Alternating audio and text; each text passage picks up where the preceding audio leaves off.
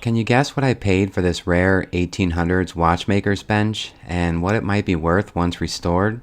Sometimes I restore and refinish old furniture to sell for a profit, and I'll share some of those numbers with you in this video. But more importantly, this restoration is a passion project with a rich history. This package just arrived in the mail and will hopefully tell part of its story. For me, this is a forever piece to be used in my workshop for years to come. As you join me for this restoration, I'm curious how you might repurpose a piece of history like this. My name is Barry, and it's good to be with you again. Let's take a closer look at this together.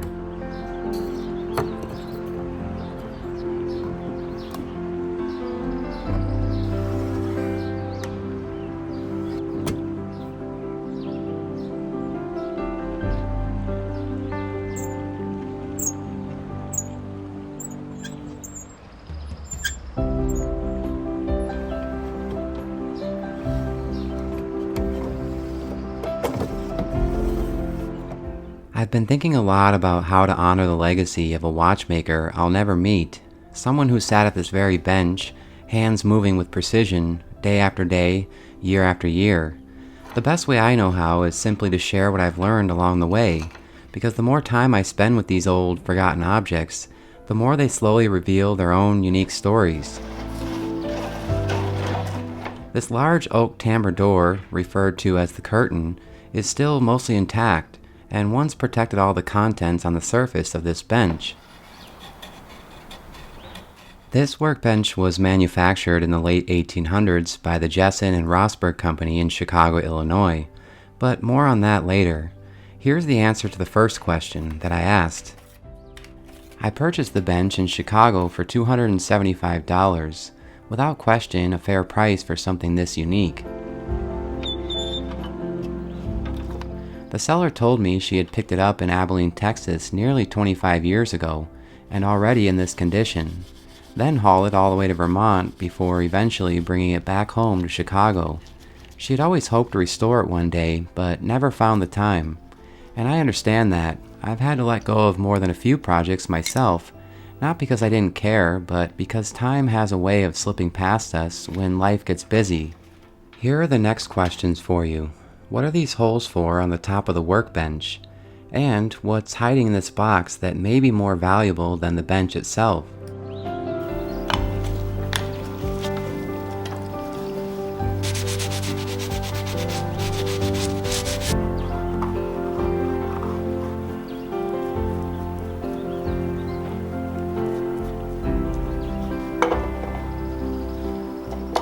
Even if you've never restored a broken piece of furniture, by watching, I'm sure you understand that I'm first gluing up all of the broken pieces.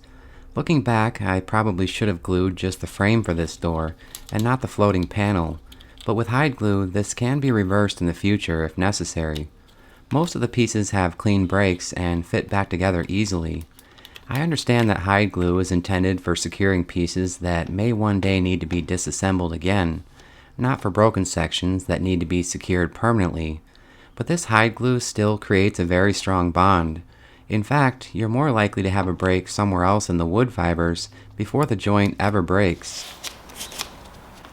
These two hooks on the bench top are used to hold up the side panels for the timbre door. For the hook that's been removed, I'll simply drill out a hole and insert a wooden dowel. As I continue, I'll answer this question directly. Is this going to be a true restoration? No. This model would have had a benchtop precision lathe, powered by the foot treadle, and used mostly for machining small parts.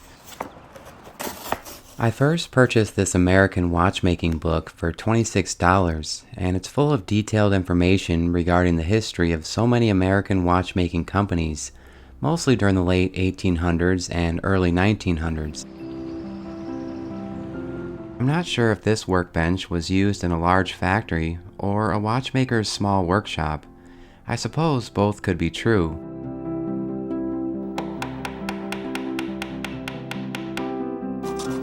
That explains the holes on the bench top.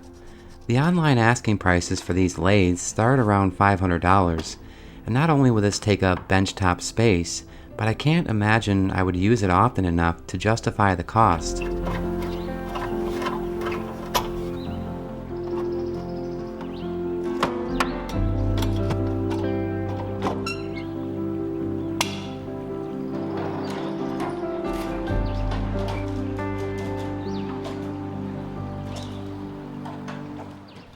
The Jessen and Rosberg Company was founded by John Henry Rosberg and Hans Jessen. Rosberg was born in Sweden in 1856, and his career started as a cabinet maker at age 16. Eventually partnering with Hans Jessen, they established themselves in Chicago and became known for producing benches specifically designed for the needs of watchmakers, jewelers, and opticians. I wasn't satisfied with this limited information online and was determined to find out more.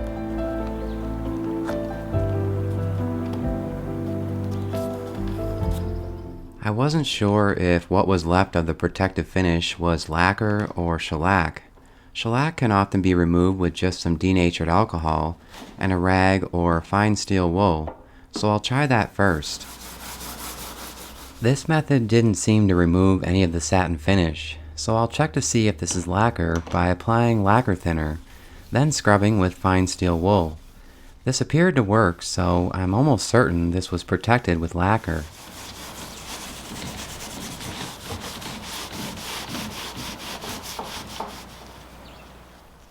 Most of this workbench was built using solid oak, but the side panels are just covered with thin sheets of oak veneer.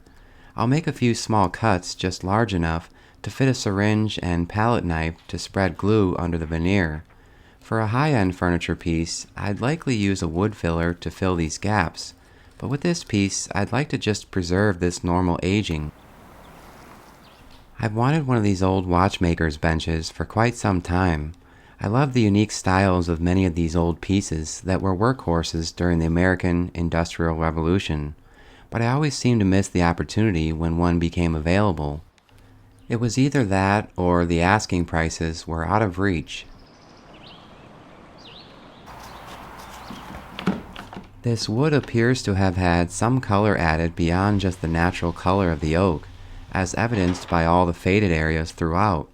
My goal is to give this a light sanding with a 150 grit sanding sponge to round off any sharp edges and prepare this for staining.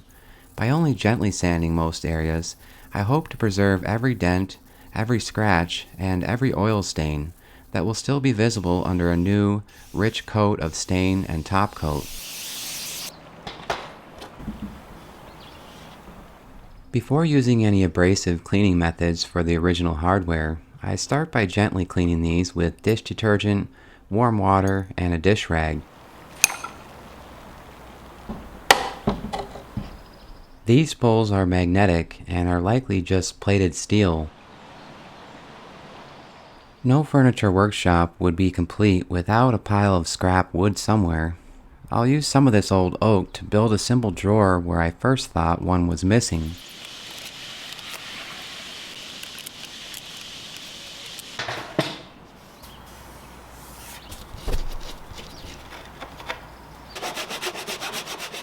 During my extensive research online, I came across one single publication directly related to this Jessen and Rosberg watchmaker's bench, but that's not to say there aren't more. Here's the problem. The asking price for the original one-page publication was $200, but I was able to figure something out. You see, the only way I'm able to document passion projects and share free videos like this is through ad revenue and brand deals. Thankfully, Creality agreed to sponsor this video and work with me on this project. They sent me their newest 20-watt Falcon A1 Pro laser engraver and cutter. It arrived completely assembled and is fully enclosed for safety. With the A1 Pro, I'm able to use the Creality app on my phone, which has hundreds of designs ready to cut or engrave, including 3D designs. With the 2-watt infrared laser, I've been learning to engrave metal, which will be a great tool for future projects. This is a fully enclosed, high-speed laser engraver that gives me incredible control over even the most delicate projects. Whether I'm restoring a century-old watchmaker's bench, personalizing a drawer front, or just having fun with other creative ideas, this machine delivers precision, power, and speed all in one package. For this project, I simply created a custom text to engrave on a small plaque that will sit inside the drawer. This will hopefully continue to tell part of the story of this unique piece of history, long after I'm gone. The Falcon A1 Pro's built-in camera and autofocus means I can preview and align every engraving perfectly before I hit go. It's fast, reliable, and safe, even a small shop like mine. I've always believed that restoration is about telling a story, and now with the Falcon A1 Pro, I can sign every piece with confidence, adding a mark that says this was restored with care, precision, and purpose. I'll link these items in the video description, and thank you Creality for sponsoring this video.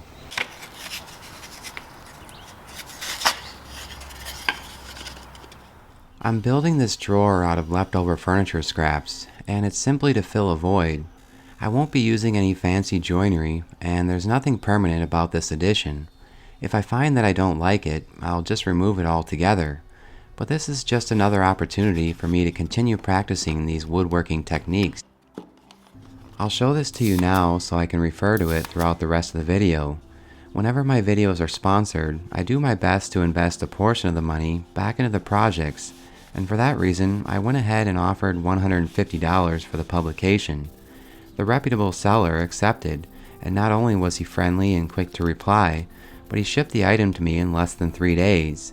And now I know my workbench is model number 7, with an original purchase price of $20 US, which would be around $700 today. I can't imagine the benchtop lathe was included in this price. I picked up this frame for $5 from the thrift store, so this publication can now proudly be displayed.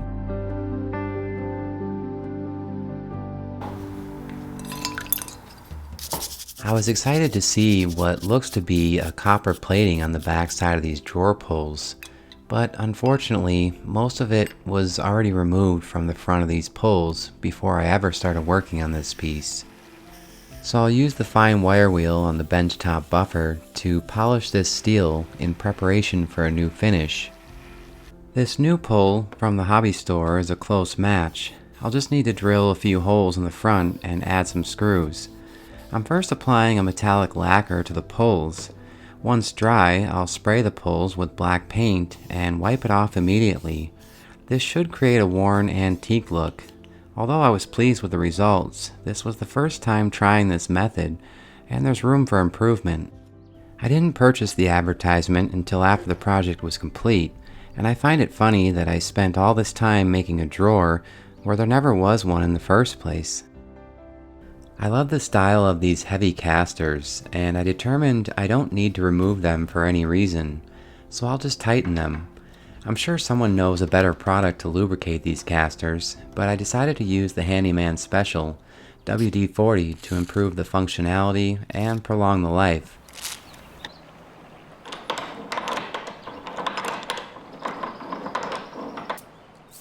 This is going to be used in my workshop daily, so while on its side, I'll also sand the bottom and back side of the bench in preparation for the protective finishes. This appears to have been a quick fix for the broken side panels, but even these brackets eventually failed. I'll remove them, but preserve the holes and the marks left behind as part of its story. I mentioned that this bench isn't structurally sound. One of the main reasons is that these planks were coming loose from the sides. I'll pound these nails back in and also add several more nails to reinforce the structure.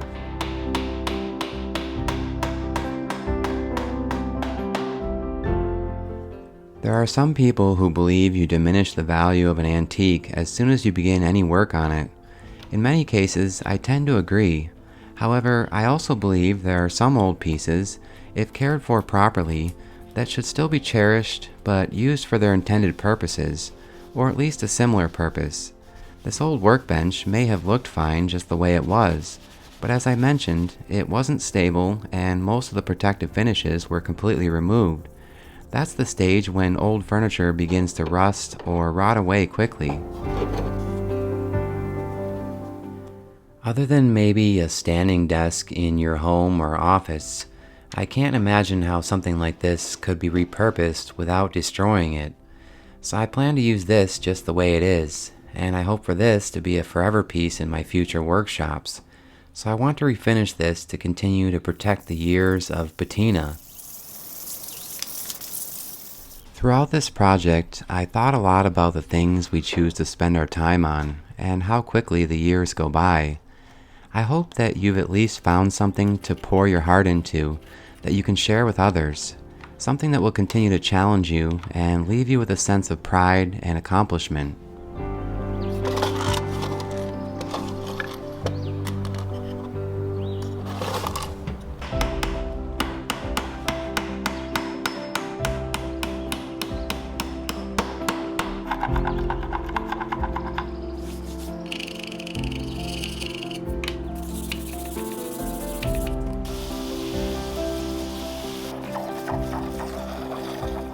I don't have any future plans to use this foot treadle, but it belongs with the workbench. The minor surface rust is probably fine, but I decided to clean this and spray on a few coats of paint to prevent any more rust. This paint shouldn't affect any of the moving parts.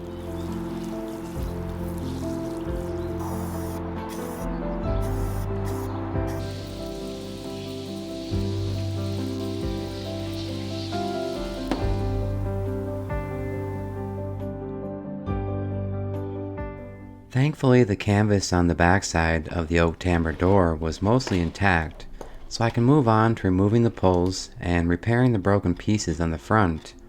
I believe these glass pulls are original, but I can't say for certain. I'm just going to clean them and put them back on. There's probably always a better way to repair a broken piece like this, but the best way I know how is to chisel back what remains at about 30 to 45 degrees, then create a new replacement piece using old oak. This won't be a perfect fit, but I'll continue sanding the profile until it's a close match.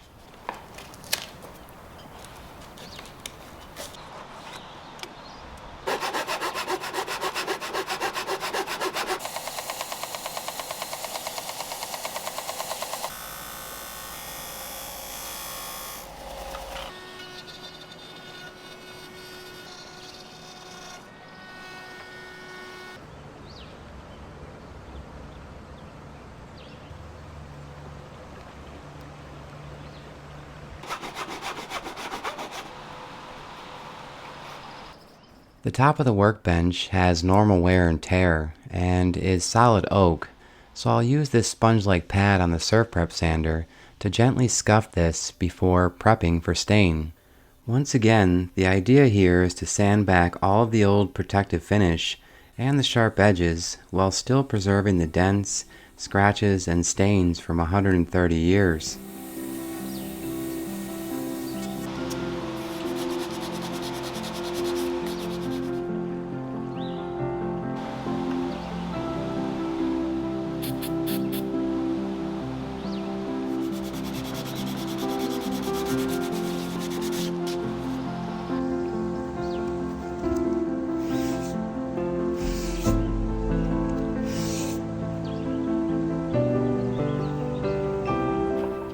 I kept most of the hinges on until the last minute. It's easy to mix them up if they're removed for too long. I'll clean and scuff these just enough to apply a new protective coat of lacquer.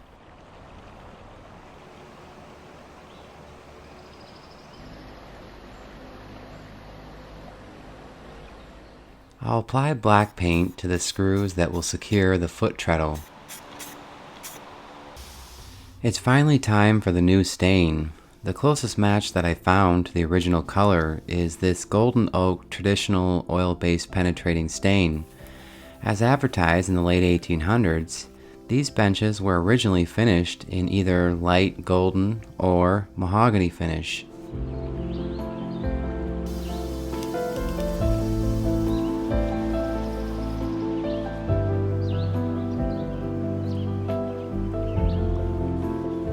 This workbench is going to be used in my workshop, exposed to extreme temperature changes and occasionally splashed with rain, snow, and maybe even salt while moving the trucks in and out during the winter months.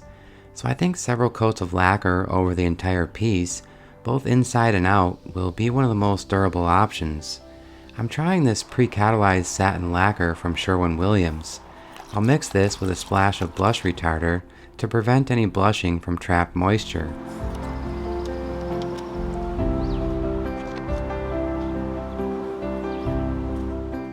It was a humid summer day and consistently rainy while spraying several coats of lacquer, but the blush retarder did its job, preventing any blushing.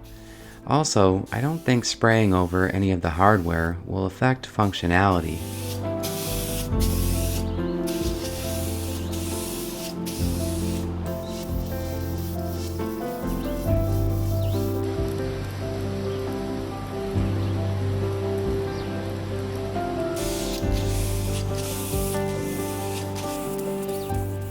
Once the coat of lacquer is on, I can use a toner lacquer to help blend the new repairs. I promised to discuss the expected value of something like this in my area.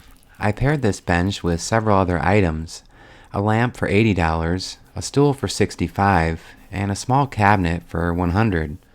All these items hold their own values separately, so to keep this simple, I'll only discuss the workbench. I paid $275 for the workbench, and maybe used $25 worth of products, so roughly $300 all in.